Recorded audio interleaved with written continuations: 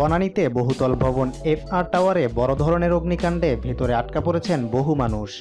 ভয়াবহ আগুন ও ধোঁয়ায় ভবনের ভেতরে আটকা পড়া মানুষেরা বাঁচার আকুতি জানাচ্ছেন।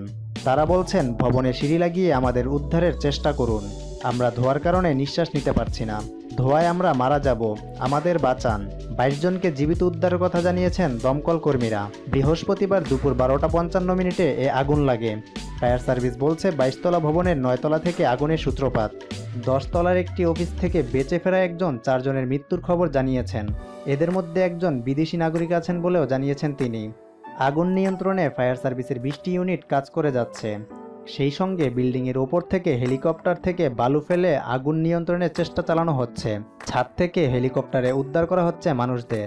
এছাড়াও লেডার ইউনিট অর্থাৎ বহুতল ভবন থেকে উদ্ধারকারী সিঁড়ি ও মোটরসাইকেল ইউনিটও উদ্ধার কাজে অংশগ্রহণ করেছে।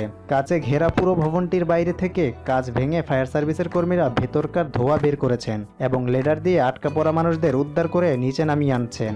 ভবনের নিচে রাখা হয়েছে বেশ কয়েকটি অ্যাম্বুলেন্স। আহতের দ্রুত চিকিৎসা দেওয়া হচ্ছে সেখানে। আহতদের অনেককেই কুর্মিটোলা জেনারেল হাসপাতালে নেওয়া হয়েছে। এছাড়া চিকিৎসার জন্য সব হাসপাতালে জরুরি সেবার নির্দেশ দেওয়া হয়েছে।